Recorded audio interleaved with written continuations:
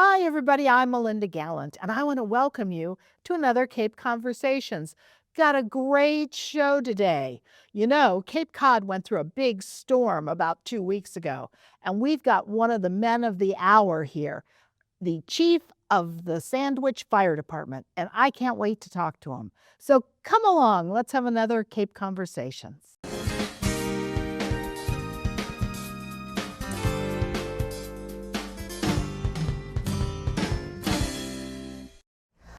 Hi, everybody. I'm Melinda Gallant.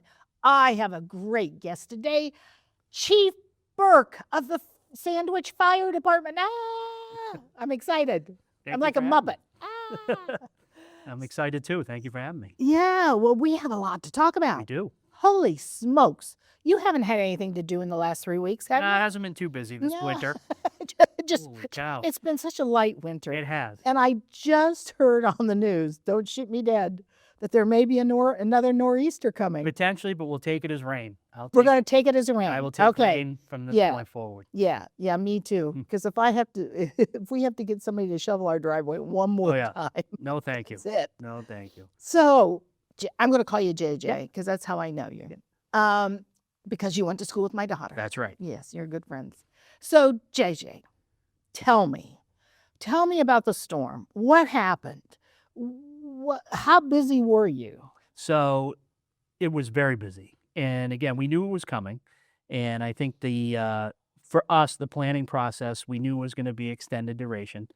We didn't quite plan on as much snow. We were figuring 16, 17 inches. There were pockets of 2 feet, as you know, throughout town.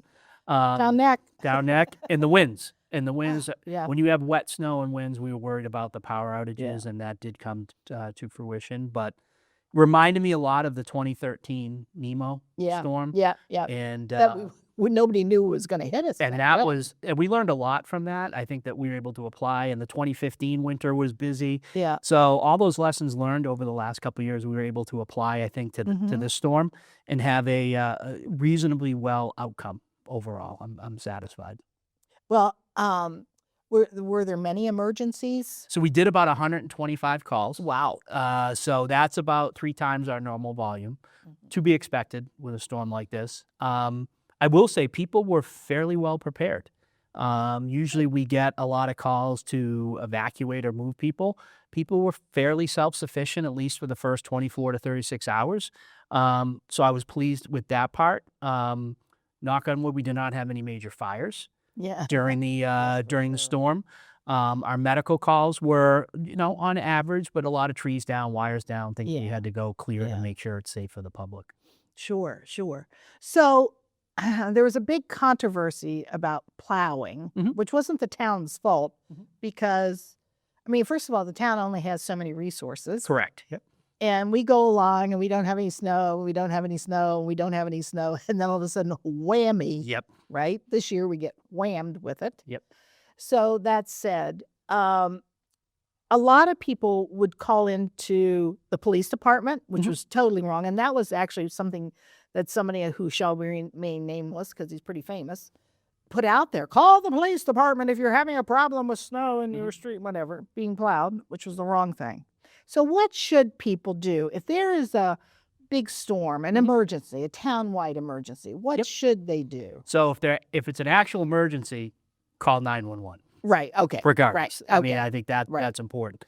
If it's a lack of plowing or an access issue, or you're worried about egressing your property, right, the Department of Public Works, you can call them directly, or the town has 311, which if you're unfamiliar with that, and we're going to try to, one of the things I think we learned from the storm is more education on the things that are available for the taxpayers to utilize. So what happens with 311 is you go online, you put whatever the issue is, and it pops up as a work order. We can all see it.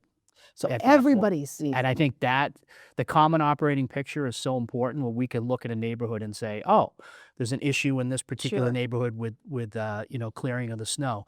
We were prepared as a department. We had 2 fire department plows in operation, separate from the Department of Public Works. Oh, wow. So between that and our large brush breaker truck and the National Guard, which we requested pretty early, we were very confident. Were they here? They were. Oh my They were gosh, here for great. 72 hours. Wow, great. And they did some great things, helped us out. They shoveled some driveways. They helped Yep. some of our vulnerable populations. Good. They did a great job. I'm coming close to being one of those. so Nah, we pay all attention. are at some point. No, but I think overall, we had a good plan. We could get to your house. Yeah. And I think that was important, and we want to reiterate that to the public. Like, all right, we see if your road's not plowed, we're still going to be able to get to you. Right. We have resources Right. to do that. This storm was unique in two aspects. One, I call it the punch we got from 1 a.m. to about 7 a.m.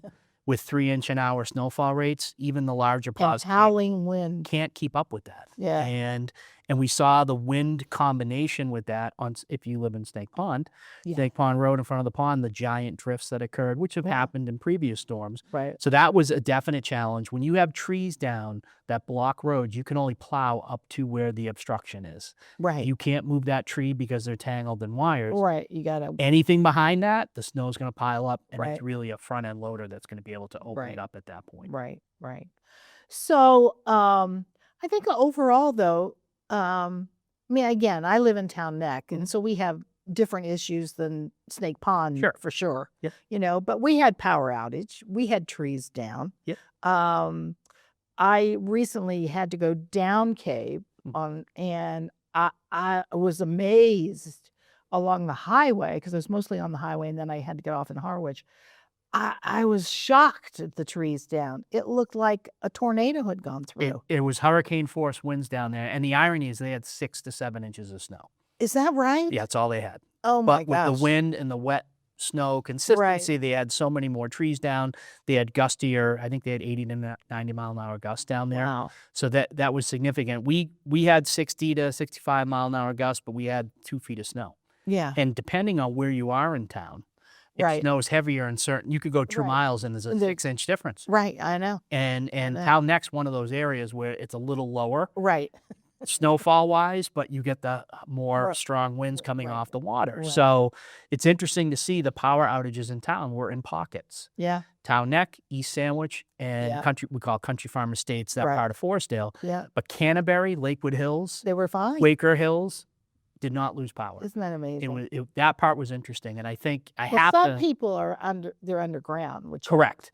And that I helps. mean, God. And they can, Eversource does a good job, and we have a liaison during a storm that sits right in my office. Oh my So we gosh. can look at and prioritize Sure. the restorations, and they can switch power around, especially with the underground utilities. Sure. They can reroute power, which I think is important. And one of the things I wanted to mention, I think, preparedness wise for the storm is our tree warden, James Sacco, did a great Sure. job of preemptively, and this is over a period of months, Right. Right. identifying tree limbs that he could take care of that would not impact the wires. Right. So I'm proud to say we were under 10% outage within 24 hours That's great. in the town, and that's That's a great. combination of James's That's work, amazing, really. the Eversource liaison, and the prioritization Yeah. of grid restoration. Oh, that's did. great.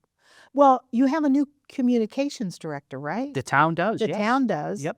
And she did a great job. Great job. I think She's the 911 person, right? no, she's just communications. Oh, that's right. So she's on like Facebook, Yep. Sandwich Scoop. So she handles the public relations, press Great. releases, very social media savvy. And I think one of the things as a group we got together early, we talked about feeding information to the public is important and doing it on a consistent basis. Yeah. So we did the 4 on the 4s, Yeah. which you will see moving forward, where Nice. 4 briefings a day on Facebook, starting at 8 a.m., 8, Yeah. 12, 4, and And 8. it was in Sandwich Scoop, and it was on Instagram. People and shared it. Yeah. It was great. Yeah. So it takes a burden off of public safety Sure. when the information is getting out there that they're not necessarily calling 911. We can say, these are the things that are going on. These are where the power outages are. So she did a trial by fire. I mean, she's only been on for 2 weeks. She stepped right in, did a great job of keeping the That's public great. informed, and the feedback was good. Job security. Job security, 100%. 100%. Oh, that's great. What's her name again? please? Caitlin Fogarty. Caitlin Yep. Fogarty. She's at 100 Route 6A. Oh, that- good. I call it the White House downtown. Yeah, yeah. But she was very, Oh, I very love that. helpful. That's what you call it That's what we call internally? it. Yeah, The White House? Yeah. Oh, I love it. Now it's out publicly, but yeah, that's what we call it internally. Oh, well, I'll start calling Yeah, I it know that. that. But she did a great job. And again, managing information and having it credible Yeah. is so important. Oh my gosh. You know, Yeah. and if people know they can go somewhere and get credible information during a Yeah. storm, it makes our job easier. Yeah. Well, of course it would. It absolutely would. Well, the other thing I want, this is International Women's Month. It is. Now, I don't even know. Do you have women firefighters? We've had women firefighters. They've Mhm. come and gone. Yeah. We currently have a couple on our hiring list. Oh, good. So Do they have to go through a rigorous, just like the guys do? same right? thing. There's Yeah. no difference. There's no gender difference. Nope. That's good. There Nothing at shouldn't all. be. Everybody's the same. Yeah. So we have a couple on our hiring list, but our dispatch staff, which is maintained at the police station, 75% of them are female. So Oh we my have, gosh. you know, it's, and I think gender diversification in public safety is important. Mhm. Encouraging young people, regardless of who you are, Right. to get back to the community and Right. work for the town. Right. And so we're trying to recruit and say, come work for us. Yeah. And, Great. and it's interesting because everybody looks at your department as a business. Right. What benefits do you offer? What's the culture to work there? yeah, What's the town like? So Well, and really women bring a different attitude towards the attitude, culture. there's a different dynamic there. Yeah. And again, you know, I'm proud of the members of the department, the females that we've had that have since moved on and retired. Set a great example for those coming forward. Sure. So Oh, that's great. yeah. So you are kind of honoring International Women's Month by having them on. Maybe you're going to bring them in. Yes. You know, they passed the test. Yep, and all they that passed the stuff. test, They for sure. Test. That's great. Well, what else is going on with it? Anything, you know, I read, I guess it was in the Enterprise about a family that had a carbon monoxide issue. And that's when I called this here and said, we've got to do something with JJ Yes. because that's scary. I mean, that family could have not awakened. Yep. Right. And the whole carbon monoxide legislation came from a family in Plymouth that passed away over 20 years ago. So Wow. we had like 20 carbon monoxide calls and they were legit. So sometimes you Wow. go, the detector's beeping, we take our monitor, there's nothing. In my case. Every time we went, it was a positive read, right? Wow. And in part of it was due to generators being, they were ventilated they were seeping back into the house. Geez. Um, You mean they were outside the garage outside, or but the something exhaust was coming in. back feeding into the house. So we had some of that. Vents that were blocked when you have 2 to 3 feet of snow and the drifting. Right. We watched that. That Oh, was what I was huge, worried about. Huge. Make sure those were shoveled out. We had, you know, some people had started shoveling and then so much snow and they couldn't get outside to continue to shovel, so it was back feeding into the house. So we had a significant, and then a couple were people without power in their cars, not in their garage, which is good. Yeah. Charging their devices, but the garage door was open. They were in the driveway. It was feeding the carbon monoxide back into the house. Wow. So that was the most I've seen in my career from a storm. It was when you get to 20, you know, in a 24-hour period. Yeah, pretty that's great. significant. Yeah. Well, as I told you, we have one working in our house currently, and now I'm going to go home and yell at my husband and tell him we got to get the other 2 working. Tell him the chief said so. The He's gonna be in chief said trouble. he's going to come That's right. and fine us or something. Yeah. But it is scary because it's odorless, it's And doubles. tasteless. Yep. and- You don't know. And I think, you know, even just during the storm, my wife was sick for a little bit, and I'm like, is this carbon monoxide? Oh my Right? gosh, So I'm sure. just checking the house. just to Yeah, make sure, sure. because it does present flu-like symptoms. Oh, I didn't know that.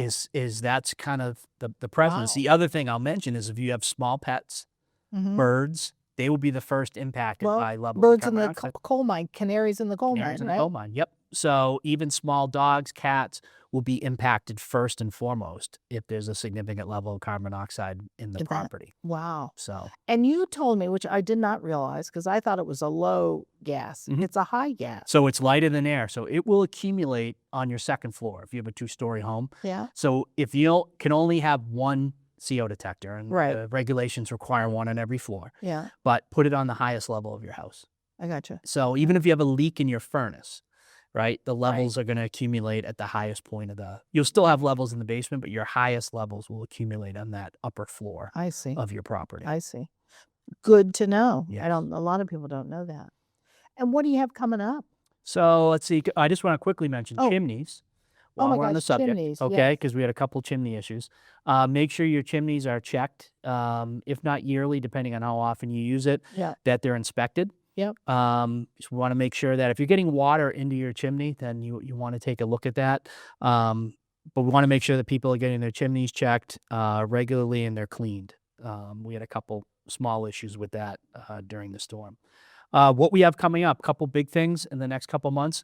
Last June, we started a drive and drop medication disposal program Oh, wow. where you drive up to the fire station, hand us your old meds Oh my who gosh, that's expired, great. and we I will take have care two of it. new knees. Trust me, I You must haven't have got something at I got so much of it, and I don't know quite what to do with it. It Yep. became a joke. Everybody will save it, and if you want to kill yourself, you just take it all at the end, you know? We will So I take don't it take from you. We will Okay. take it from you. Good. So, I know where to take it. Take it to the yep. So fire June department. 12th, we'll be June 12th. advertising as it gets closer. Yeah. But you literally drive up, and our Drop it crew will off. take it, Great. and we add a product to it that inerts the medication.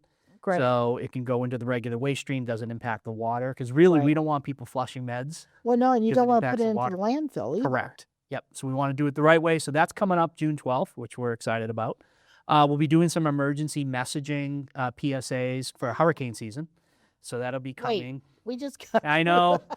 I'm always looking 3 to 4 months ahead. So, so we're looking at May, June to Yeah. start our messaging campaign. Yeah. With Caitlin now being on board as the This is communications great, director is yeah. great. So we'll be starting that. So those are two of the bigger kind of projects we have. And the final thing I want to mention is all the storm debris that we have. And now you're starting to see it. The snow's finally starting to Yeah. help. So the It's town everywhere. is working on, we have a debris management program, and I know some people have called. The town manager and DPW director are working on how we're going to handle that, bringing your debris to a predetermined location. The town gets a chipper and takes care of it. So we're looking how we're going to handle that. The second part of that is open burning season. Started Okay. January 15th, but nobody can burn because No. there's snow on the ground. Right. So that ends May 1st. So as the snow melts, we remind people if you're going to do open You burning, gotta, keep it away from your house. Have a and we got to hose call there. you, right? Yep, you call and we have a recorded message let you know it's a yay or nay for the day, Right. depending on the wind. Right. So we're going to see an uptick in that, especially people have not been able to burn for 2 months. Right. And right. so debris management from the storm, open burning, we just want to Right. hit on that. Chimney safety, carbon monoxide, the drive and drop in June, emergency messaging, Wow. PSA. There's a lot of action happening. You're you're busier than a one-arm paper Yeah. hanger. So, what I'm wondering though is, I call it now Airbnb heaven, Mhm. right? So Yep. all those Summer folks. yeah, Yep. all those absentee owners, and the one close to us, they have no. I mean, we actually sent them a letter. We think their tree is dead, Mhm. and it may fall on our house or it may fall on their house. It's kind of between us. Yep. I mean, he has huge branches down, and he doesn't even know it. I Yep. don't think, you know. So, I mean, what do those people do? So usually, Because they don't even show up till June. well, that's the thing. And I say, this storm will linger till May.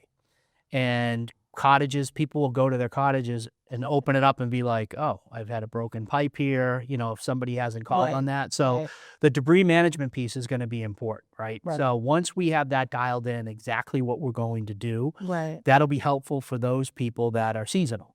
Right. And whether they contract somebody or we're still trying to figure out the best way to manage that, because you or I can throw it in our car and bring it to a predetermined location. But Right. if you live in New York and you Right. have all this That's where stuff these down people live. and and it's there for a couple months, then that's a potential issue. So part of the PSA work we're going to do with social media is, if you have a seasonal property, come down and check it to make sure. Yeah. Damage assessment is going to be important, and then debris management, either hire a contractor, but Right. there will be a spot for the town to be able to take care of that Oh, in the that's good. future. Yeah.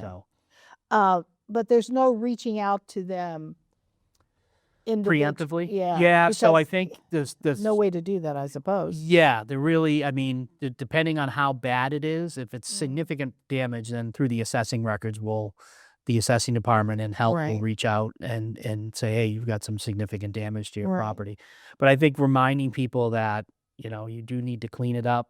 It is for the safety of everybody and what they can do with it. Sure. I think we have to solve that issue for them, Mhm. right? They have all this stuff. Well, what do I do with it? If we can provide that venue to be able to bring the debris somewhere, have I it see. managed, And Paul Tilton and I just worked on that plan the last 2 years as to what, in the future, this was a significant storm, something larger, Oak Crest Cove Field adjacent to the Cal. Yeah. That's where we would be bringing debris, dumping it, Yeah. taking care of it there. So Right. people will be able to do that. So this will be a little bit of a test of that plan. Yeah. Well, it's on kind of storms. a mini test. Mini maybe, test. Yep. Mini test. in case we then end up having a hurricane, which we're not going to have this year. Yes, we're not going to have.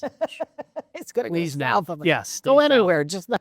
Stay south. We have please. been lucky. We have to admit. We have a and this was a winter hurricane. Yeah. And but they don't call it that. They don't. And it's funny because I say to my wife all the time, I said, I hate winter storms. Hurricanes, because the weather's warmer, if you lose power, It's okay. it's okay. You cook on your grill, right. right? And you get ice. Hurricane Bob, I remember that, you Yeah. know. But when you throw low temperature, significant snow and icing without power, it's a whole different dynamic. It's tough. That it just really prioritizes life safety more than a regular hurricane. Oh, sure. And that's why I always get nervous with these big winter hurricanes, that we're dealing with multiple fronts. Yeah. That, and I think we did a good job with this one, and there's always room for improvement. We've already met. There's things we're looking at. Sure. But I think just so the public knows, like, we don't stop until the last light is on, and that we've handled everything. So Yeah, I'm proud yeah. of the town staff. Well, the number of hours you put in, but the entire staff, the entire force Yep. put in. It's significant. We have people working 100 hours straight. Yeah. And again, some of them couldn't get home, so it didn't matter. So hey, might as well work. Yeah. But we look at that. That's one of the things as chiefs we look at. Sure. We talk about work rest cycles. Is it okay for somebody to work 96 hours? Right. Right. What does that look like? How do we rotate them out? Well, and there's stress to Mhm. all this. Yep. I mean, you're in a very stressful job. Yep. I mean, as chief, it's stressful. You worry about your people. Right. And if you're on the front line, you're very stressed. Yep. Right. And they're working and their families are home. Right. And they don't have power. They don't have power, and they're wondering how that's going to work. Yeah. We'd like to get them home for a little while. Yeah. Just to be able to check on things and help out. So it's you have that stress work dynamic that we deal with during the storm. Mhm. And then there's I call them the onesie twosies, the people that call from Connecticut and their mother is 90 years old, Right. living Well, alone, Welcome to Cape Cod. and she's without power, and it's like, you want to drive down there and bring her to your house, Right. like right, get her right. out. And Right. so I think Susan and the staff at the Cal do a great job. Yeah. The warming center, That was terrific. I heard. I heard that was building terrific. has lived up to everything I thought it was going to That's be. great. I looked at it completely different than I have a different lens that I look at things. Right. And I said, this is It's an emergency. It's an emergency shelter. thing. This is an emergency shelter. This is a warming center. This is a center Right. for the town, for people that are vulnerable to be able to come, charge their phones, get some food, Right. warm up. Right. So it lived up to its billing for the storm. It really did. Right. And Susan and the staff do a great job at the Cal. That's great. I have a question about the Cal, though. If we did have a summer hurricane where Yep. they have 100-mile-an-hour winds or more, nowadays all the storms are getting bigger. Bigger, yep. Is it built for that? Yes. So new building code requires Category 3. Is that Yeah. right? So that the See, now windows. That's good to and- know. I yeah. never knew that. Yep. The fire station. That's So any great. new building that goes in. Municipal building or all municipal, buildings? but all like residentials too. Have Oh, to be wow. built to a certain code, but definitely on the municipal side, we want to make sure the building's hardened, Yeah. and can sustain it. Now, anything's possible, What? but Welcome. I think with the Cal and the way it is built, Mhm. and it's a newer building, I think, it is definitely a focal point on emergency management for us. Mhm. People use it for other things, Yeah. but I look at it as we were able to feed National Guard members there. Oh, that's great. We were able to do Meals on Wheels on Friday and Saturday when it was canceled. Our personnel went out. My wife and I did some Oh, deliveries. nice. And I always say to people, like, I was fine. My house, I didn't sustain damage. I had food.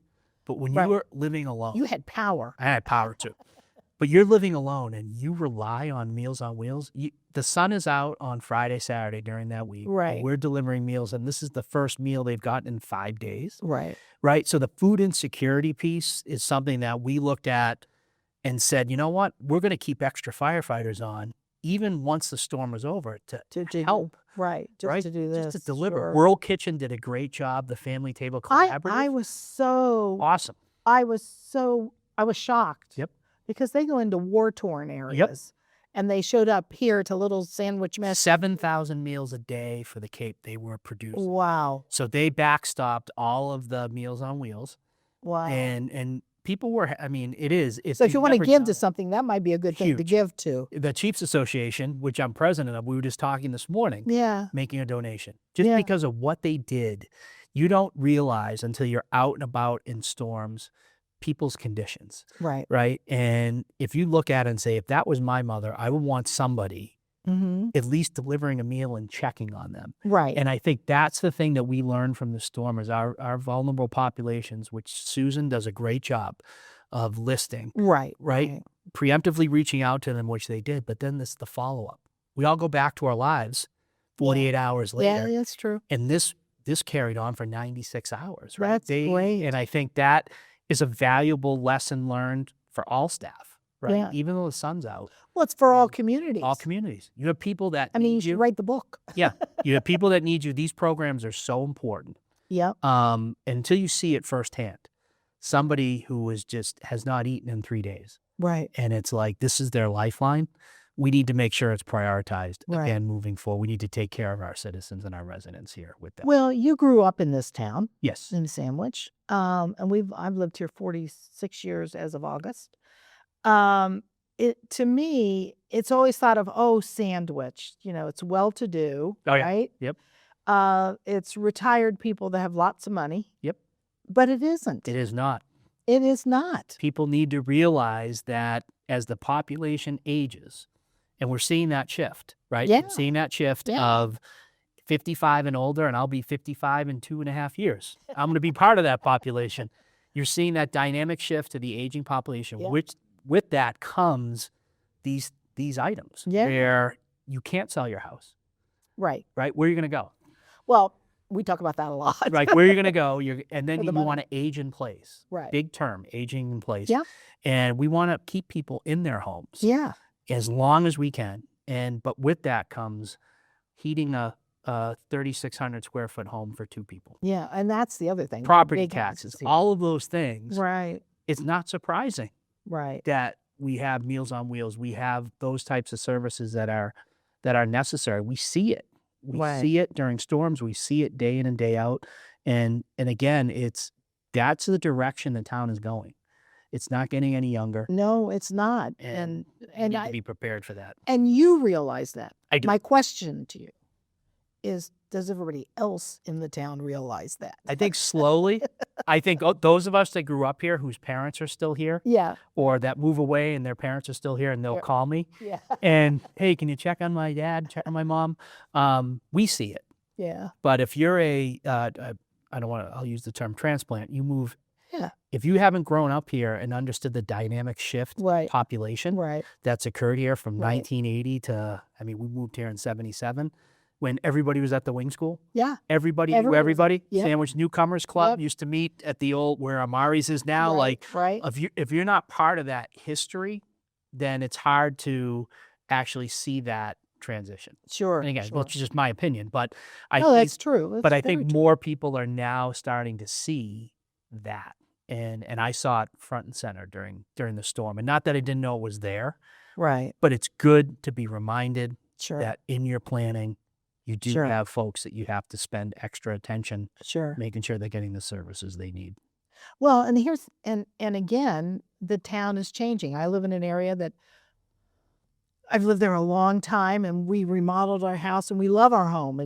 And our kids love our home, but they don't love it for us because we have stairs, which is not a bad thing. Yep. That's another issue. It's not a bad thing to have stairs. However, that said, around us, though, are second homeowners. Population. And across the street, I mean, they're very nice people, and they're from Ohio, which is where we came from. In fact, I know exactly where they live in Ohio. And, she sent me a text.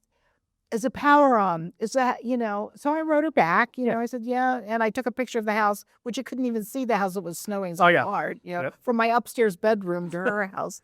And, but there's not that sense of community. So it's not neighbor checking on neighbors. Now, I do have I'm going to call her a young woman. She would laugh.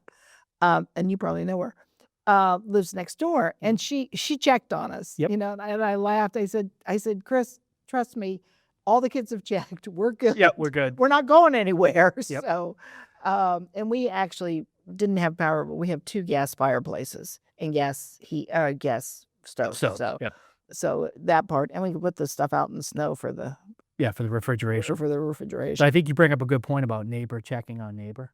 We did see a lot of that. Oh, you did? Oh, good. Which was good. And But in my area, they're not there. So you used to live in the population hub Yes, of the town, I did. right? Not anymore. And I can show you data that shows our call volume has shifted south Oh, yeah, of Route 6, sure. right? So what used to be a hub of activity when the power plant was fully operational, everybody lived in we call District 1 downtown. We're seeing that more seasonal, East Sandwich, seasonal. Yeah. The hub of activity south of the highway.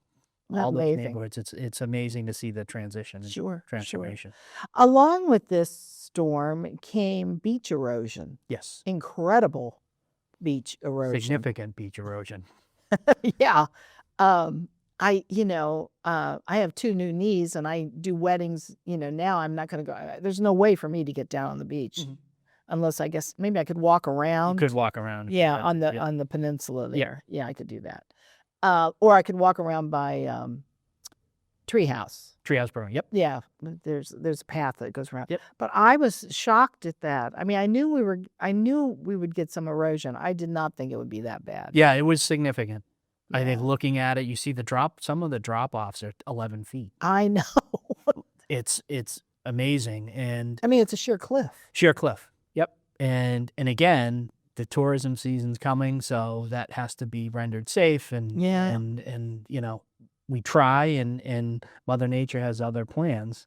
But it was significant when I went down there the next day. I was like, whoa, this is a pretty steep drop off here. Yeah. Well, and from your perspective, you have to make sure people don't get hurt. Yep. Because they go, oh, I can get down there. Oh, I can hop down, no problem. No problem.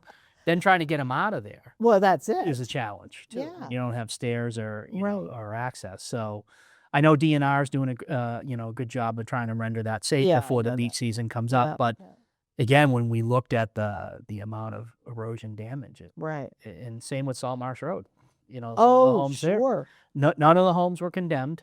I want to make that clear. There was some safety issues that our building inspectors went out and took care of. But it's Well, one more big storm like that. I'm telling you, it's repeat, repeat, repeat. Right. And it gets to a certain point where you can't, you can't sustain it Yeah. moving forward. Yeah. So. And that's the problem. Yeah. Well, what good advice would you give us now? You have any Moving good forward, be prepared to be self-sufficient for 72 hours. Gotcha. So I think if we learned anything from the storm with the power outages, have your medications pre-filled if you need to, talk to your doctor. Solar-powered cell phone chargers. I didn't have one, and so I was one of those people that somehow got up my steps outside of my house through the snow. Joe almost killed me. I climbed up the steps. He goes, he yelled out the window, what are you doing? Because he was in the shower, and I thought, well, if I go now, you won't see me. He won't see you, yep. And I got in the car, and yes, I made sure that there wasn't anything on the exhaust. Yep. But that's how I had to charge my cell phone. Yep. So the solar-powered, they're good. And we have a batch at the station for our personnel. I'm at my house. Yeah. But that's a kind of a thing where you can just put in the windowsill, charge it up. Yep. And then when you need it and your power goes out, you have that source. Does it last? It does. It depending on the brand you get. Yeah. More expensive, better. But it'll get you a charge. It'll Yeah. charge up your phone. Yep. And then the good news is put it back out. Right. Even if it's cloudy out, there's enough there that will at least start to charge it up again. But I'm a big fan of those. Okay. So having that, your medication, self-sufficient. If you have a pet, plan for your pet, right? Food, etc. And then an evacuation plan, meaning if a big storm's coming, maybe you think about getting off Cape before the storm hits. Right. And whether that's hotel or family off Cape. We saw some of that this time too, which was interesting, of people pre-planning. Well, I also heard there were people that they lost their power. They were told it wouldn't be on for 5 days, thereabouts. Yep. And so they left the Cape. And the one person I talked to, it was it was like close to Worcester Mhm. before she could find a hotel. Hotel. Yep. Hotels fill up very Yeah, quickly. Yeah. And again, they have power. You want to look for a non-damaged area, and that's where Right. everybody's going to go. Right. But it's something to think about in a plan, Sure. right? Where could I go, depending on where the storm is? How long can I last? Right. You know, am I a caretaker for somebody? Does it make more sense to bug out ahead of time? Right. But again, if you can be self-sufficient for 48 to 72 hours, as best you can. Sure. And we do PSAs on that, and we educate people. Mhm. I think if people have power or access to a cell phone or access to the outside world, it's not as bad. Right. But Right. when you lose everything, Yeah, that's tough. that is very It's difficult. tough. And as a society, are we conditioned to be able to do that? Yeah. What- Well, what- are what we used to- self-sufficient? Are we self-sufficient? So just trying to make sure people are doing that. That would be some advice moving forward. And gas in your car. Gas in your car, and you could have up to a 5-gallon gas can in your garage or in your shed. Right. It's good to have that also, Right. you know, and you can Right. take it with you Yeah. Yeah. if needed. But yes, definitely gas in the car. We saw the lines at the gas stations the Yeah. next day. Yeah. Of course. So you want to make sure that you're doing that ahead of time. Yeah. Great. Well, I just can't believe you're just a well of knowledge. I know a lot about a lot of things.